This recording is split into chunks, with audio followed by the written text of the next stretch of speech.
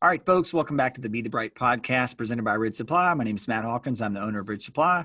I'm here with Jordan Spoon, the man behind our Instagram account for Ridge Supply Arsenal, which is our ambassador group. And we're here back with Sheldon Thompson, who is the builder extraordinaire at Rodeo Labs and also an Arsenal member. Welcome back, Sheldon. Stoked to be back again. Yes. Yep. We're all wearing the same clothes. Sheldon's done a couple weird. hat changes. Yeah. I'm going to go for the rodeo hat this time. We're good. There we go. All right. There we go. Yeah. That's OG rodeo too. That's right. Yeah. Well, I'm OG rodeo too. You know, I go way back. Sheldon, Jordan and I both have trail donkeys. I have 2 trail donkeys now, which I'm proud to say. And I'm waiting on a Flaanimal. And I think that you have this really rad job. We talked about this where you get to touch, all the builds and the personal stuff. But we had this question that we ask everyone else or ask us. And we, was if you had one bike, what would you choose? And we both said the trail donkey. What's the difference between the trail donkey and the Flaanimal? Carbon and steel. No, there's way more than that. The trail donkeys are a carbon bike.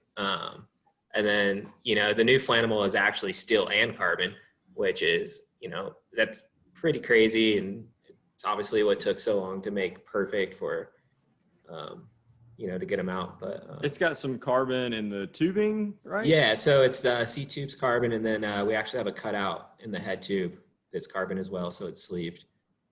And then tire clearance, sliding dropouts, like things like that on the Flaanimal that kind of make it unique. And they both use the same spork. Correct. Yeah, they all have the same spork. Spork 3.0, which is the slimmer version, the newest updated one. And does the Flaanimal still have the seat stay connector for belt drive and stuff? Or no, we took that out due to getting the tire clearance and the yoke that we had to put in. Mm-hmm. We couldn't actually run belt drive, so we ended up taking that out, which I'm going to be honest, I'm stoked on. I hate belt drives. So and why haven't they come out with a belt that can connect? They can't be that hard. No, they have. It's some Euro company that makes it. Honestly, belts still snap. I know Steven has snapped one. I've seen him snapped at bike shops and stuff like that. If you're going to build an internal hub, build it with a chain. Yeah. Just saying. It's way better. But we won't go down that rabbit hole. Sorry I asked. Sorry. It's a sore subject. You guys have been doing so much new stuff too. Tell me a little bit about Cerakote.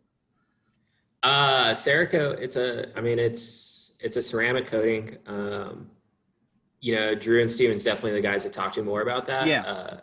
But it's really interesting stuff. It's not for everyone, for sure. It's, fine details and stuff like that are a little hard to nail. So when we get into the custom world, if it's super fine details people want, we tell them to do liquid paint. Yeah. If it's 1 or 2 colors, Cerakote's really good. It's thinner, it's lighter, it's tougher. So that's why we did all the Flaanimals that way. Any of our colored Flaanimals are Cerakoted, and they're beautiful. They look really, really good. Yeah. I need to send my donkey back to you guys and get it painted. Yeah, man. Yeah, we work with just hanging behind me. We work with a local guy to do all of our paint now, Flux Customs. He's amazing. He's been teasing us on Instagram for sure. You can go look at Natalie Starr's bike. He did that, and just all the details and the flowers and stuff he did. Yeah. Chris is amazing. He worked at Stinner and Spectrum and Boulder and stuff before opening his own business. He is very good at what he does. Some of his stuff. It's pretty impressive. Yeah, he's an incredible painter. Well, I know you don't have your cowboy hat on now, but please hold. We're back. All right. Yeah. We've got this weird, maybe it isn't weird, we've got this cowboy hat thing that we picked up in Silverton. And when I was there, my idea was we need cowboy hats. Hats. Why aren't they selling cowboy hats? It's an old cowboy town, and they got trinkety shops and stuff. And I thought we could find $5 hats, but even the internet and the service and stuff is kind of weird out there. So we finally ended up finding this Western store, which wasn't always open, but we went in there, and I was a little bit from the window on the outside. I was a little bit like, oh my gosh, I don't know if this is going to be it. And we walked in there, and it was like a game changer. Do you remember the jackets? Oh man, yeah. We found these furry jackets. It's actually hot today, so I didn't wear it, but I really wanted to. The jackets were so ridiculous. Sheldon's yours has a wolf on it, right? Yeah, mine's brown with a few wolves on it. And Nick got one that is gray that has wolves or bears or something. And mine has wolves as well. You got mine the bear one. Mine is white with bears and pine cone trees on it. Pine trees. It's so good. It's obnoxious. I've actually only worn it like once. Because it is like Dumb and Dumber style.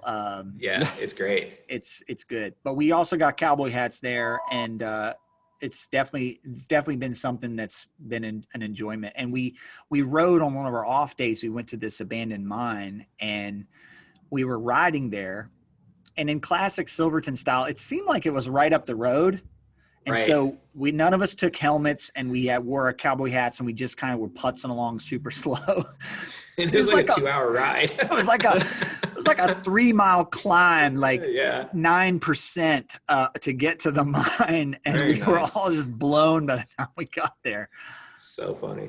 But then when we descended down, having the cowboy hats on was a bad idea. We're kind of like, I oh wish yeah, I had a helmet on right now. Off and, yeah, great ideas. Talking about bikes a little bit more, and he mentioned early on, we asked like what would be our one go-to bike, and we all agreed it would probably be our Trail Donkey to do everything. I know you just said you built a new Flaanimal, but if you were building up one of the bikes that you guys offer, Trail Donkey or Flaanimal, what would the build be? What bike would it be of the two? Like, how would you build it up? Yeah, so I have the Trail Donkey and the new Flaanimal, and I would definitely choose the Flaanimal 5.0. I love the Flaanimal. It's actually what got me started with Rodeo. I was a crowdfunder of the 3.0 and then got the 4.0 and then now the 5.0. And I actually just built it the way, so my current build is actually called the Sheldon on our website. I have my own personal build. Oh, Thank you. Wow. Brush it off. Yeah. Mine's a little different. So it's Shimano XT 1x12. They don't make it for drop bars, so you kind of have to hack it.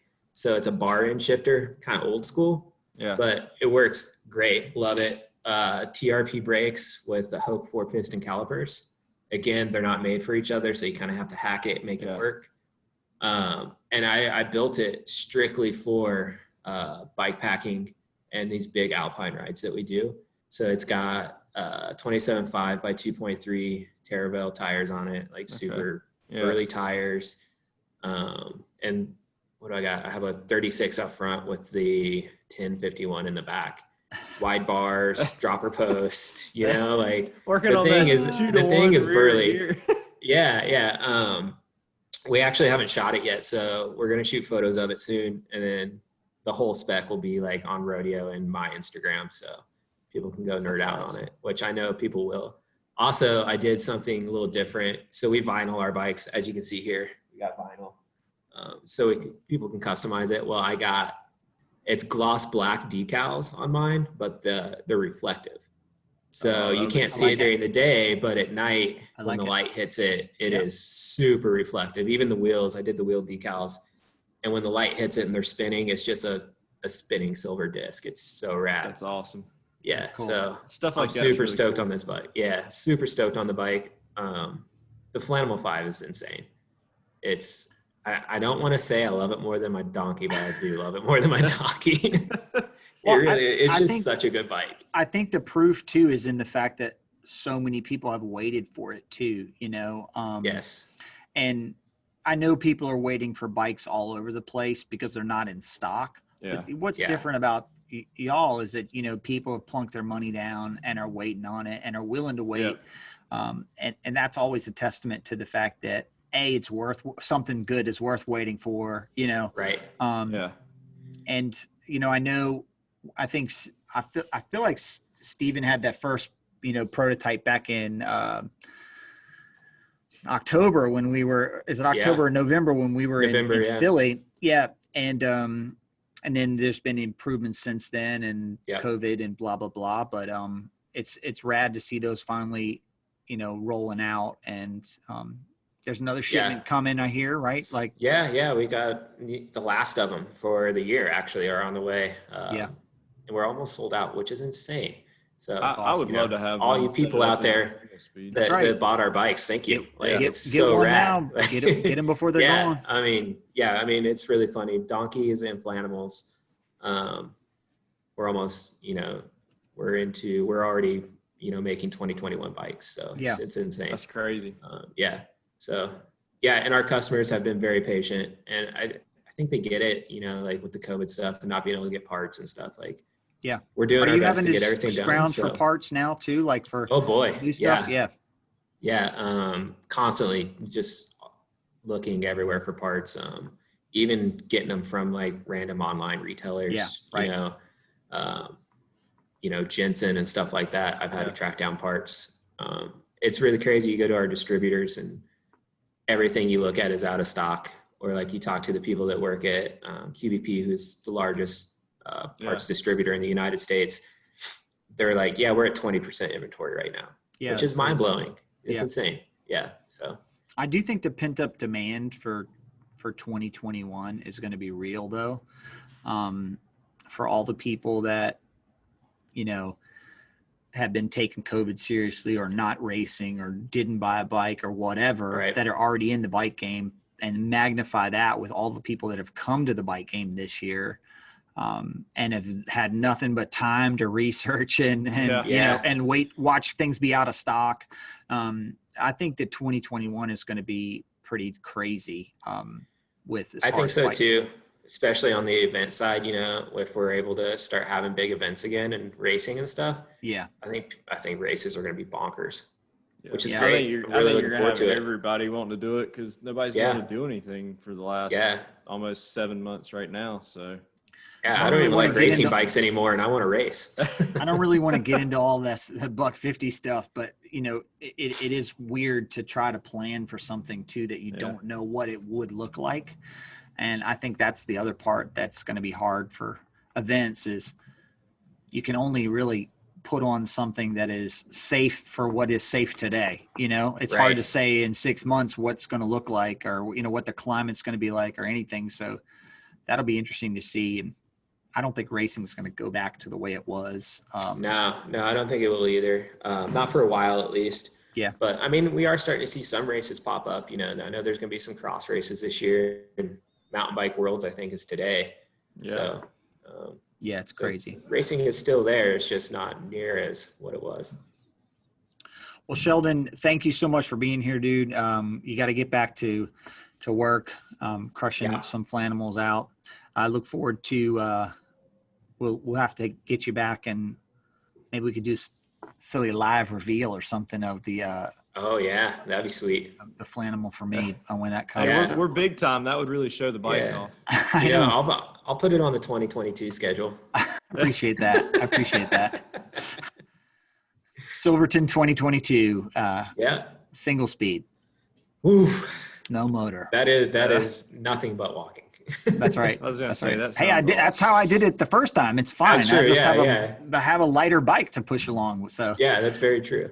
All right. Be the Bright Podcast, episode 29, almost to 30. Thank you so much, Sheldon. Thank you, Jordan. Y'all have a great day. Subscribe below. Appreciate it, buddy.